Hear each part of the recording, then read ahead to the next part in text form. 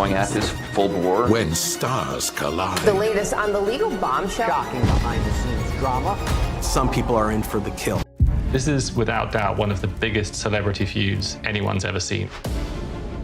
Blake Lively's complaint is that he sexually harassed her on set, kissing her and touching her in ways that are not in the script. Justin Baldoni flat out denies the sexual harassment claims. He had to respond to this, and he had to meet force with force. It's really taken over all pop culture news. In this face-off, neither of them can afford to lose a step. We're talking zeros and commas and 9 figures on the line. What started as a harassment case between two celebrities grew into something much bigger. It became a cultural flashpoint. It turned into a battle between established media outlets and internet sleuths who understood the story before anyone else did.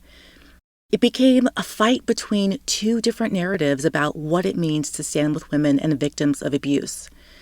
And also, unsealed messages revealed some of the distasteful inner workings of PR agencies and Hollywood studios. Back in the 90s, the Menendez brothers and O.J. Simpson turned real courtrooms into must-see TV. The Lively Baldoni case went even further, proving that long before anyone even steps into a courtroom, the docket itself can be a battlefield in a bloodless war, each new filing a tactical maneuver, with highs and lows reminiscent of a John Grisham novel. But most of the uproar around this case was and continues to be centered on Justin Baldoni. I'm recording this episode in late May 2026, just weeks after Blake Lively and the Wayfarer parties settled out of court. There will not be a trial hearing Lively's claims of harassment on the set of It Ends With Us. A lot of people are genuinely upset about this settlement because they fear Baldoni will have an ugly question mark hanging over his head for the rest of his career. But why does anyone care if Justin Baldoni clears his name? For most of the people invested in this story, he's not their brother, not their son, not even a close friend. Maybe it was never really about watching him clear his name. What if the people rooting for him were hoping for something else, a specific outcome? Did they believe a rich, beautiful, powerful woman was using the media to spread lies and it was finally time for her to be exposed? Before you write this off as fans caught up in celebrity drama, let me stop you. There's a reason so many people were on Team Justin, and it's not because of parasocial relationships, misogyny, or the internet's obsession with hating women. To be clear, those issues are very real, but in this story, there's a completely different through line. So why did this case rally a multitude of strangers around a man most of them had barely heard of? I think it felt personal because it was personal. For a lot of people, this case didn't stay in the headlines. It started to echo something a lot of us have lived through ourselves but rarely get a chance to actually talk about. Over the next several episodes, I really want to discuss how we got here and why it matters. Let's get into it. Hey everyone, I'm Annie, and this is Fracture Point.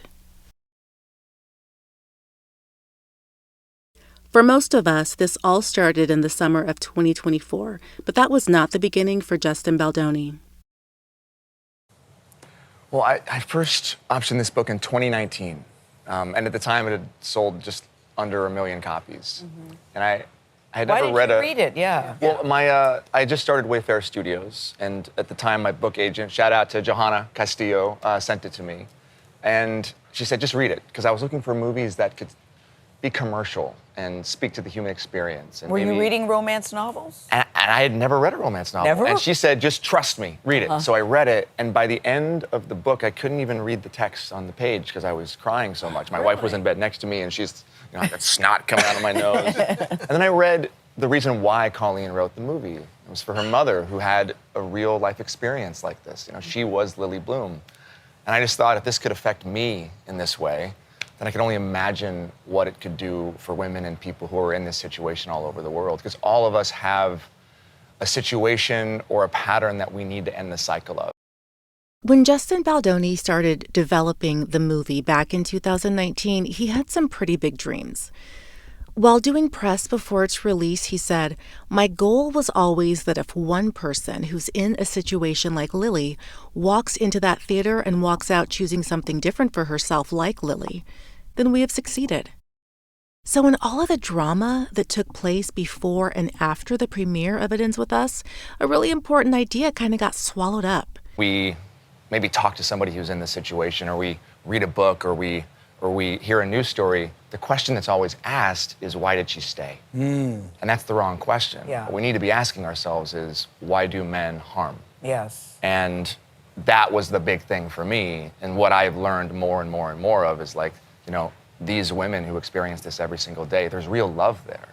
You know, there's charm, there's charisma, there's passion, there's this belief that they can be better. And it's not so simple. Baldoni was interested in the often overlooked nuances and stories about DV. It's easy to say, I'd leave the moment a partner showed even the slightest hint of violence. But individuals in these relationships don't fall in love with an abuser. They fall in love with the person of their dreams. As corny as it sounds, Justin Baldoni set out to make a difference. It Ends With Us came out in the summer of 2024, and on a budget of $25 million, it brought in $351 million worldwide, making it the highest-grossing romantic drama since 2018's A Star Is Born. It Ends With Us is easily one of the most commercially successful romantic dramas in the history of cinema. But that's not all. Blake Lively and her husband Ryan Reynolds accomplished something Hollywood hadn't seen in 34 years. In the summer of 1990, Die Hard 2 starring Bruce Willis and Ghost starring his wife Demi Moore were dominating in theaters.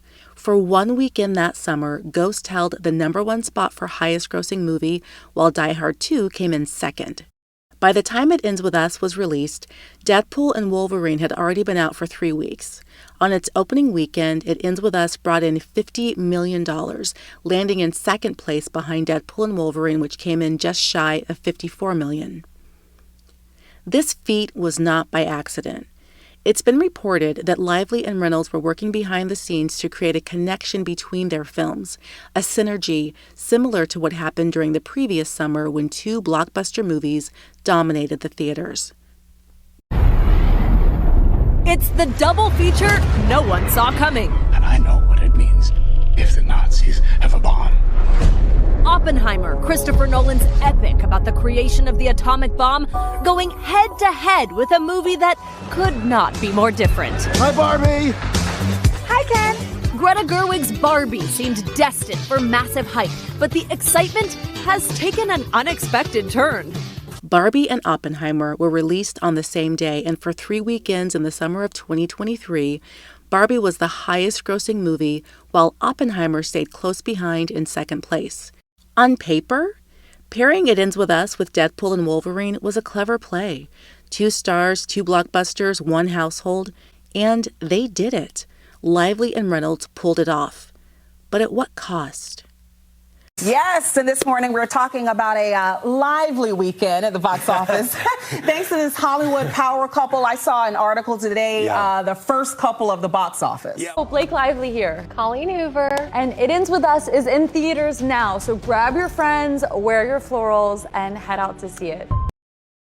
While some in the media were practically giddy over the mashup, NBC News called it a family edition of Barbenheimer. Some media outlets were beginning to pick up on the public's discomfort with how It Ends With Us was being promoted. The day before the movie came out, Rolling Stone magazine published a piece called, "How Do You Market a Domestic Violence Movie? Not Like It Ends With Us." Stephanie McNeil, writing for Glamour, said she was surprised when the movie was over because she actually enjoyed it. She was surprised because, in her words, the rollout for the film had been awkward, strained, and at times bizarre. She wasn't alone. Watching and reading the press for the movie was kind of like watching a slow-moving celebration. It just wasn't clear exactly what was being celebrated.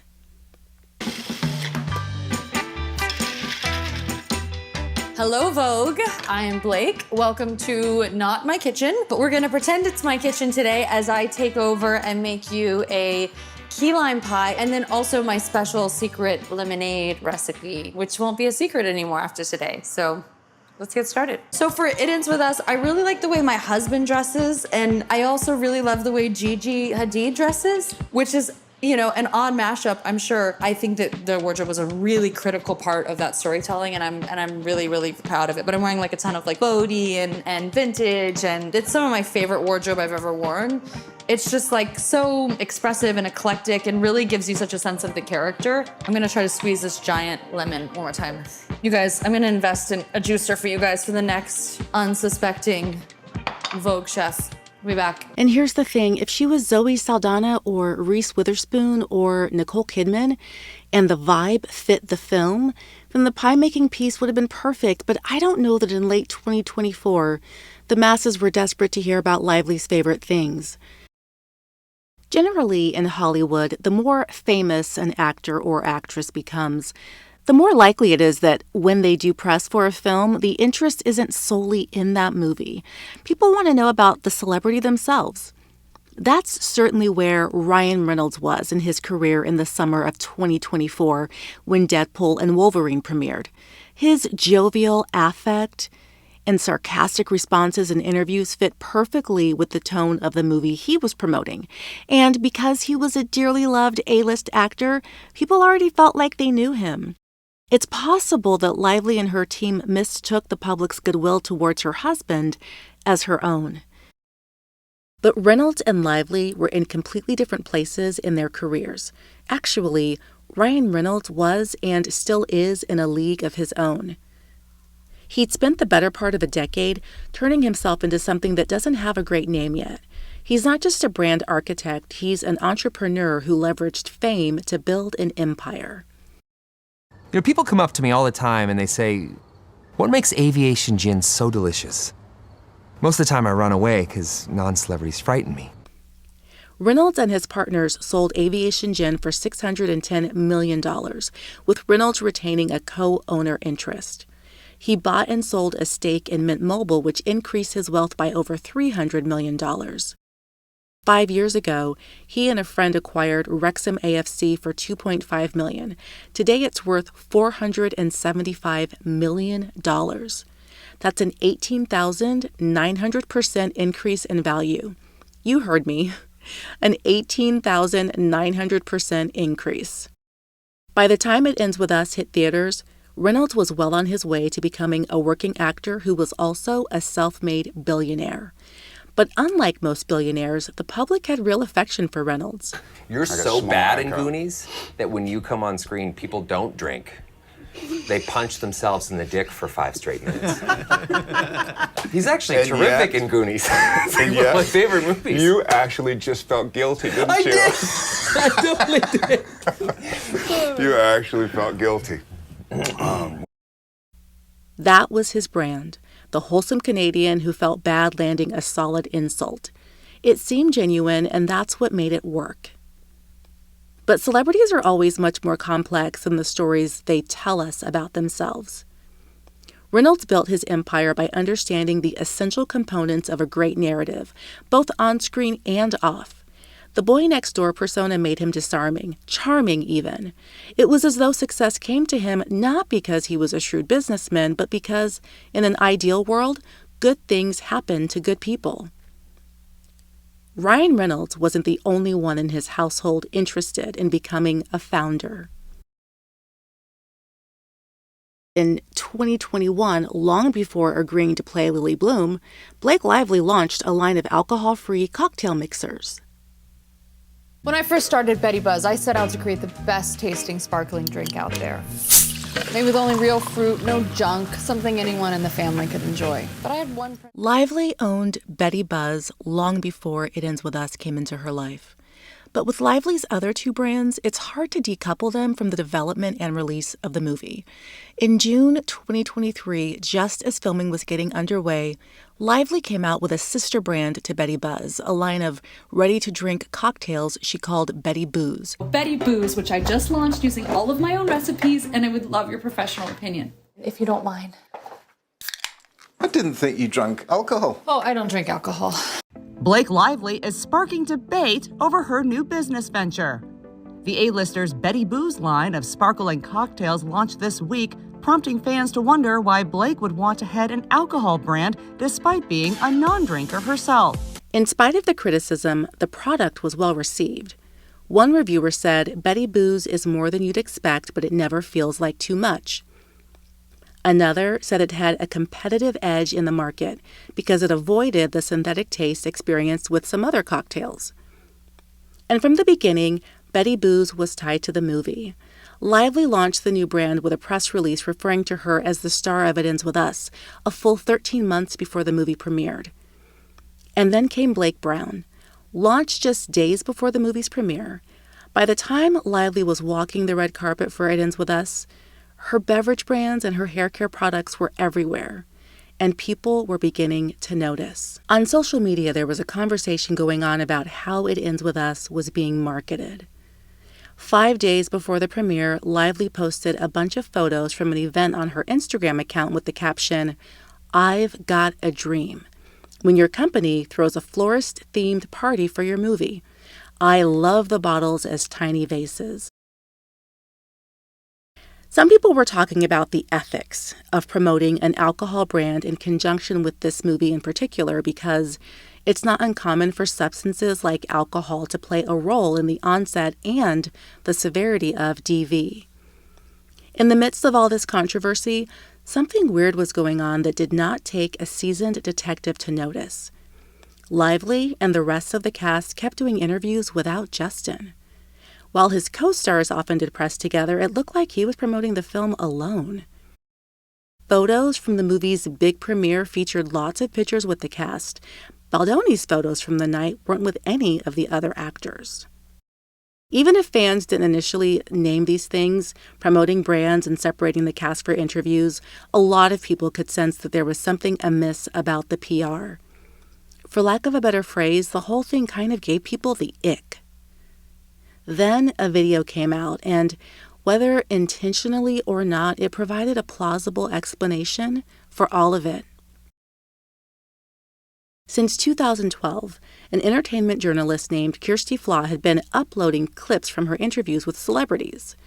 The day after It Ends With Us came out, Flaw uploaded an interview she'd done with Blake Lively in 2016. She referred to the video as the interview that made me want to quit my job.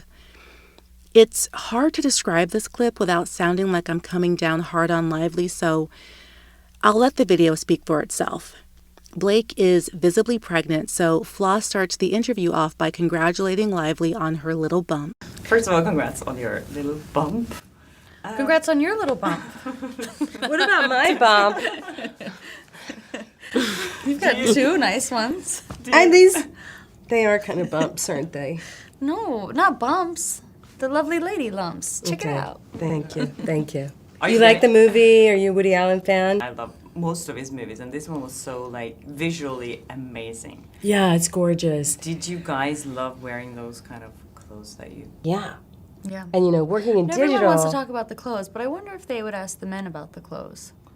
I would. I love Jesse's He has some suits and beautiful. how That's what I'm he saying. His tries wardrobe it. was Oh, beautiful. I know. Corey's Everybody. wardrobe I was know. gorgeous. He's Those so high-waisted great. pants. He's so great. I would wish men And wore sorry, high-waisted too. pants I like know. that still. Me Or too. the father with his tank top in Oh, bed. it's so Just good. like it's just like Did you that. catch You could the, feel the it. tablecloth on the light in the Italian restaurant when they eat spaghetti? I didn't and notice that. No.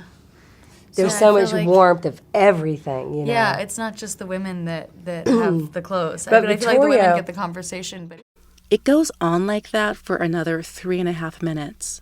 The way Flaw was treated is hard to watch.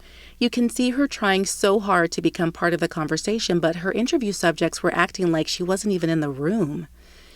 For a lot of people, it mirrored the way the cast of It Ends With Us was treating Justin Baldoni, as if he wasn't even in the film.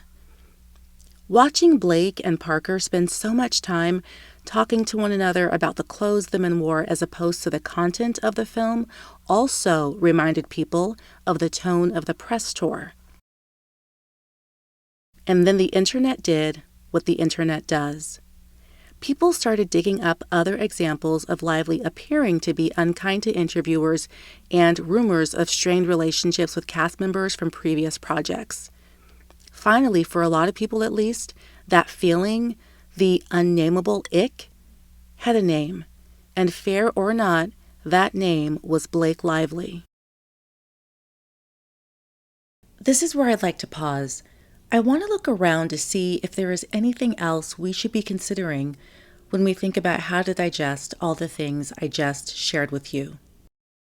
I wrestled for months trying to decide the best way to tell this story. At this point in the narrative, Blake Lively is looking really, really bad. You might be asking why Justin Baldoni hardly appeared in this episode. The reason is because clips of him promoting the film next to clips of Lively promoting the film would only have made her look worse, and that's not my objective. I launched this channel because I wanted to examine the issues I can't get out of my head. Like, why is it that Ryan Reynolds has been called a marketing savant for engineering a new type of advertising that looks a lot like the way Lively promoted It Ends With Us? And I gotta be honest, part of me feels for Lively. I can't imagine raising 3 kids and needing to have a movie star body within 3 months of having my 4th child. But also, does whoever has the most money get to decide what the facts are now? Can someone just fabricate a detailed series of events and get the media to write story after story promoting that narrative while remaining silent on everything that contradicts it? And we need to talk about what it does to our society and to the women's rights movement when someone lies about being SA'd or SH'd because it's easier than facing their own mistakes. These are some of the conversations I'd like to have with you if you'll take this journey with me. I hope you'll be here for episode 2, Blake Lively versus Justin Baldoni, The Point of No Return. And hey, if you remember what you were thinking while It Ends With Us was being promoted, I would love to hear about it in the comments. See you next time. Take care.